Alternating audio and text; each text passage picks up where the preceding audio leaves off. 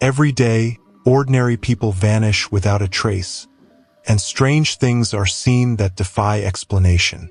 From eerie signals in the desert to unsettling whispers in the forest, these stories are real, or at least people believe they are. In today's video, we're diving deep into 6 mysterious tales that will send chills down your spine. If you enjoy creepy stories, unexplained disappearances, and things that make you question reality, this video is for you. Let's begin.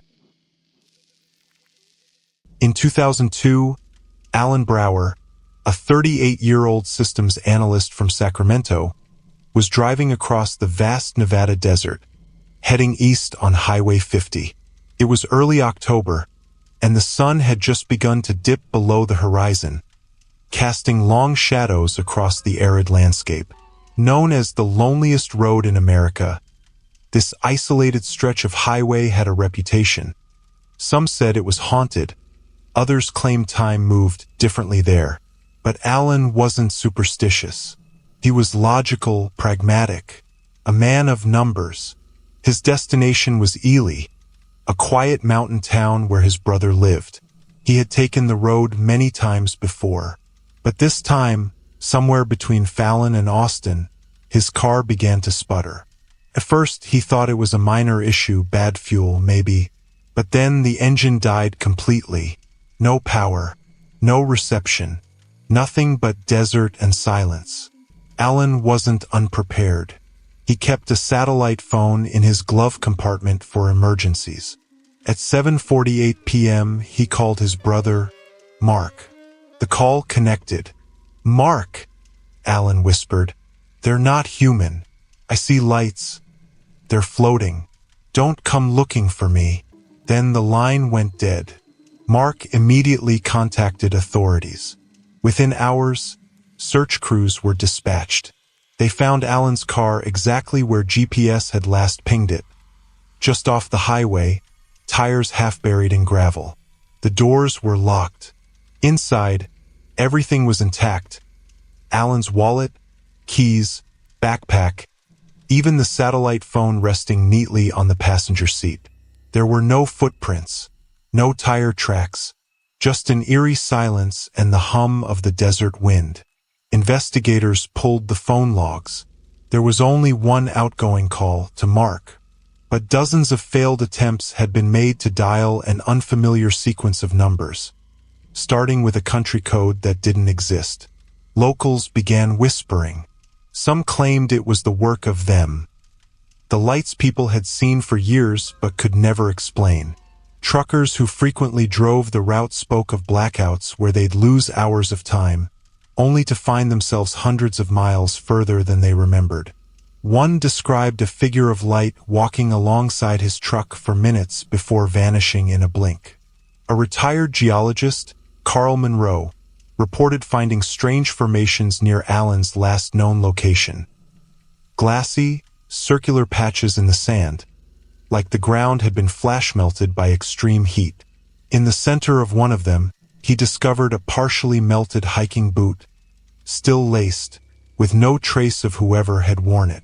Even more disturbing were the reports from emergency dispatchers. Over the next few months, several received fragmented transmissions, voices speaking in garbled static, whispering GPS coordinates. Each time the locations were checked, something was found.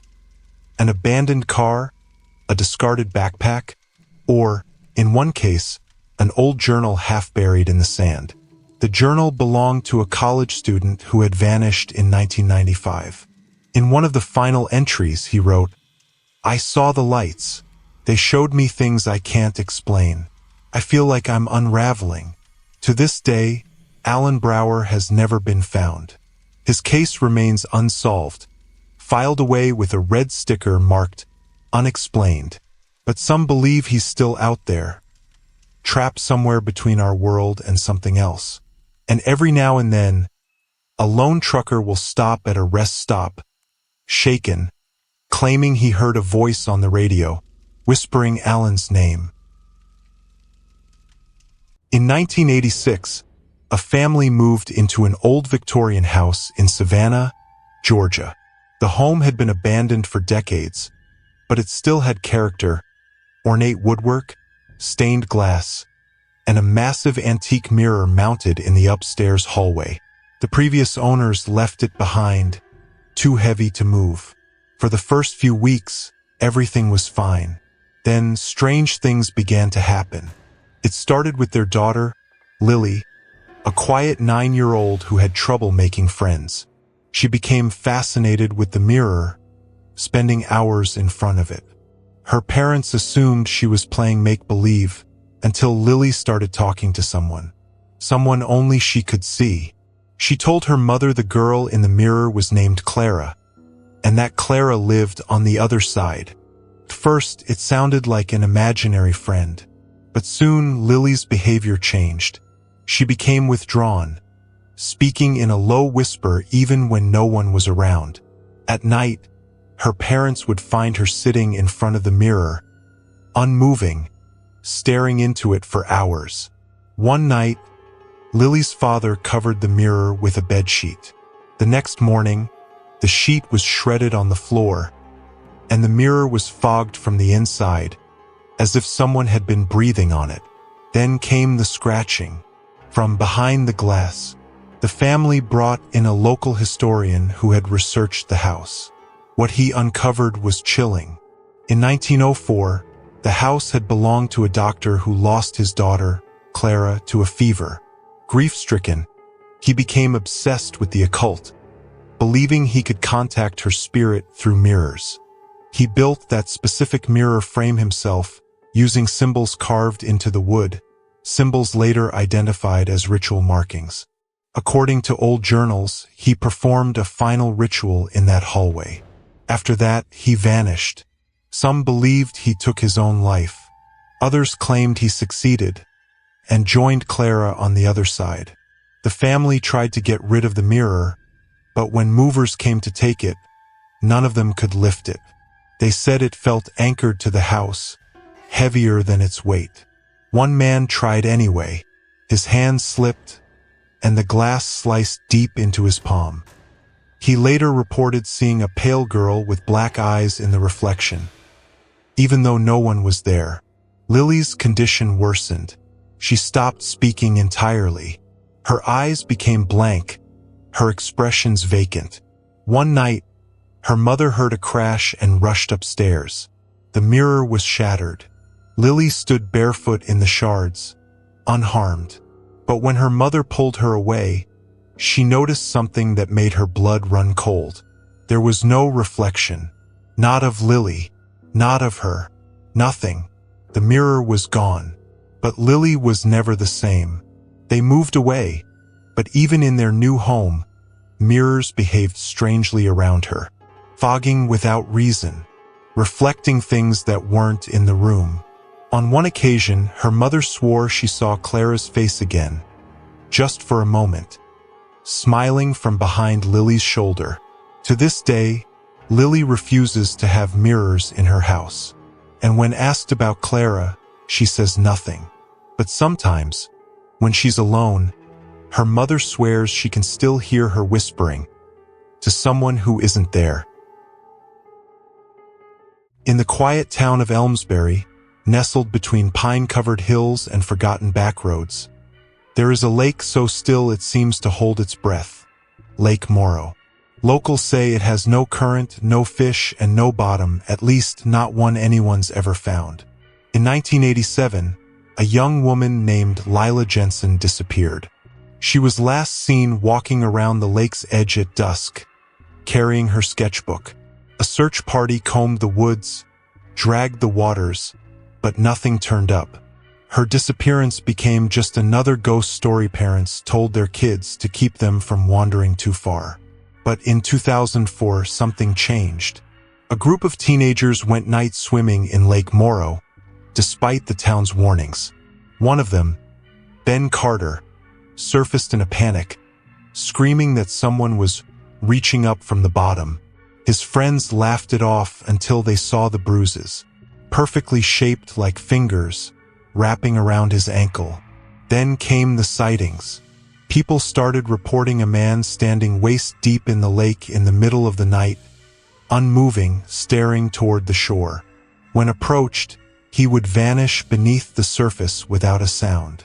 Always the same description: tall, pale, and with long black hair clinging to his face like seaweed.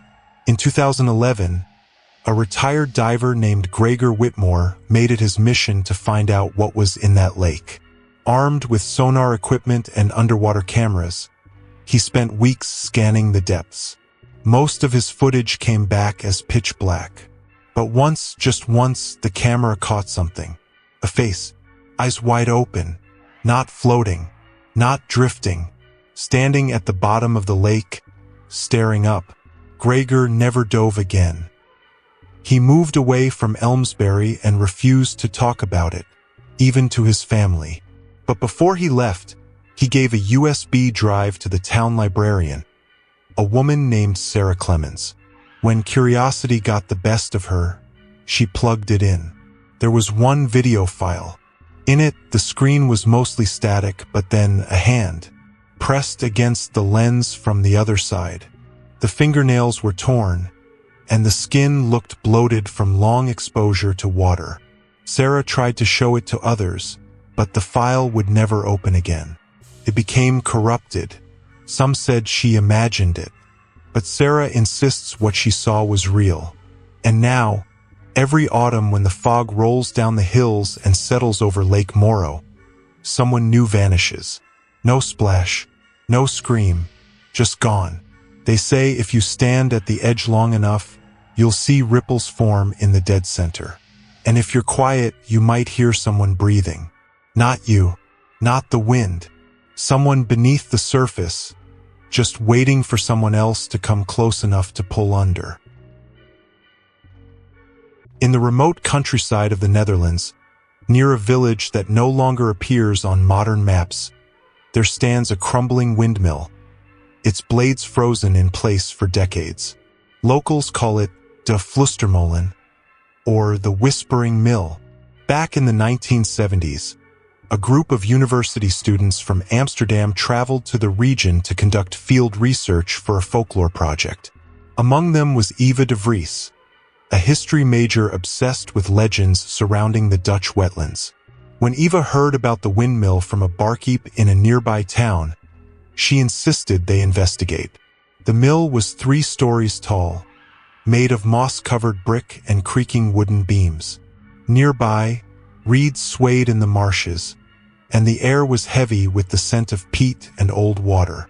As they approached, the group heard something strange, a soft murmuring, like many voices speaking all at once, coming from inside. Thinking it might be wind passing through the wooden structure, they entered cautiously. The inside was pitch black, save for the light streaming through warped slats. Eva led the group up the winding staircase to the second floor, where the sound grew louder. It was definitely whispering now, distinct voices, though the language was impossible to understand. Then they saw it. Etched into the wall was a massive spiral pattern, blackened with what looked like soot or old blood. At the spiral's center, a handprint too large to be human. And below it, written in Dutch, Dry je niet om. Don't turn around. Panic set in. One of the students, Bram, turned on his flashlight.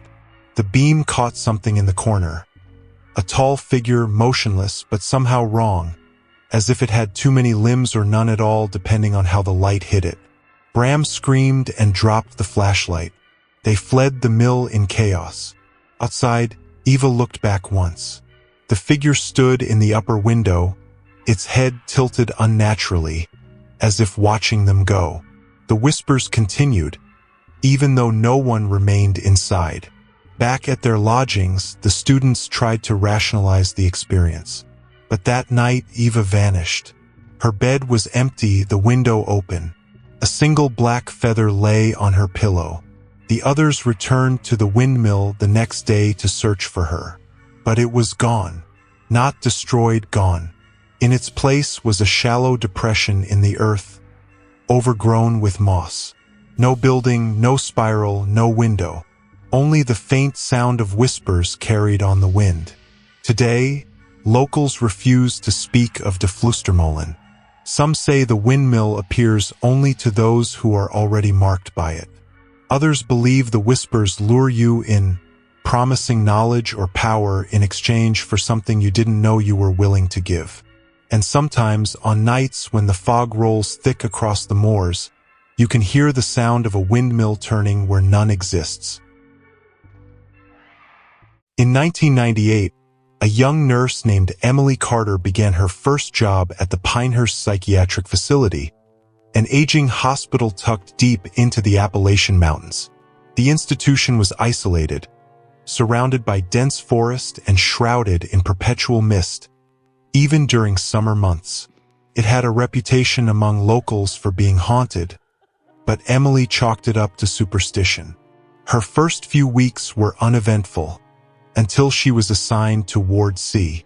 Ward C was home to the most disturbed patients. Those who didn't speak, who had no known history, no family, and who were transferred there from other facilities for reasons often left out of their files. That's where she met patient 127. The man had no name, no identification, and was found wandering along a remote trail, naked and smiling, with blood on his hands. When authorities questioned him, he said nothing. He just smiled. That smile was what unnerved everyone. Wide, too wide, and unbroken. Even while asleep, his facial muscles twitched to maintain that grotesque grin. Emily tried to treat him kindly. She brought him food, spoke to him gently, even tried to read him stories. But he never responded except once. One night during her shift, the power flickered and went out for a moment. In that brief darkness, she heard him speak. "You're next." The lights came back, and he was still smiling. Emily reported it to the head doctor, but the security footage showed no audio, just the usual image of him sitting motionless. She started requesting transfers off Ward C. They were denied. Over the next few nights, things escalated. Lights flickering at the same time every shift. Cold spots near room 127. Emily swore she heard whispers echoing down the halls when no one was there. Then one morning, patient 127 was gone. His door still locked, the window unbroken, no sign of escape, and in his bed, a single note written in what looked like dried blood. "You smiled back." Emily quit that day. Pinehurst Psychiatric Facility was closed permanently a year later after multiple unexplained staff disappearances. The building still stands, abandoned. Graffiti marks the walls, and vandals claim room 127 is always cold, no matter the season. And sometimes, visitors swear they see a figure through the window, smiling, waiting, watching, still holding the grin. In the quiet town of Pine Hollow, nestled deep in the Appalachian Mountains, locals spoke in hushed tones about a crumbling Victorian house that sat alone at the end of Willow Creek Road. No one had lived there for decades, but people claimed they sometimes saw movement behind its grimy windows. Specifically, a woman who watched from the attic. In 2014, a college student named Lila Monroe came to Pine Hollow to document local folklore for her thesis. Drawn to the story of the house, she decided to investigate the legend of the woman in the window. She interviewed townspeople. One old man said his dog refused to walk past the house, barking furiously and pulling at the leash. A mail carrier remembered seeing a face in the window once, only to blink and find it gone. An old woman at the diner told Lila, "That house doesn't want to be remembered." Lila visited during the day, taking photos of the house from a distance. The second time, she brought a drone to get closer shots. In the footage, she saw something chilling. In one frame, a pale figure could be seen in the attic window. It had no clear face, just the outline of a woman with long, stringy hair. She appeared to be watching the drone. Determined to get answers, Lila entered the house one foggy morning. The front door creaked open with little resistance. The interior smelled of mildew and dust, but everything was oddly intact. Furniture still in place, paintings hanging crookedly on the walls. Upstairs, the attic door was locked, but Lila found a rusted key in a drawer. She unlocked the attic and stepped inside. The room was colder than the rest of the house. Dust particles floated in shafts of pale light. In the corner, there was a chair facing the window. As she stepped closer, Lila noticed deep scratch marks on the floor, as if someone had been dragged away from the chair, resisting. She snapped photos. That's when she heard it, whispering. Faint, female, and coming from behind her. But when she turned, no one was there. Lila ran. She posted the photos online, claiming she captured the spirit of the woman in the window. The post went viral. Paranormal investigators contacted her, intrigued, but then she vanished. Her car was found at the edge of Willow Creek Road, doors locked, camera and laptop inside. The house was empty again. No sign of Lila. To this day, hikers and curiosity seekers report seeing the same pale woman in the attic window. Some say she moves when you're not looking. Others say she doesn't just watch anymore. She waits. If you made it this far, thank you for watching. These were just a few of the many strange and disturbing stories that exist out there. And remember, some of these tales remain unsolved to this day. We post new mysterious videos every single day, so don't forget to subscribe, leave a like if you enjoyed the stories, and share this video with someone who loves the strange and unexplained. Until next time, stay curious and maybe keep your lights on tonight.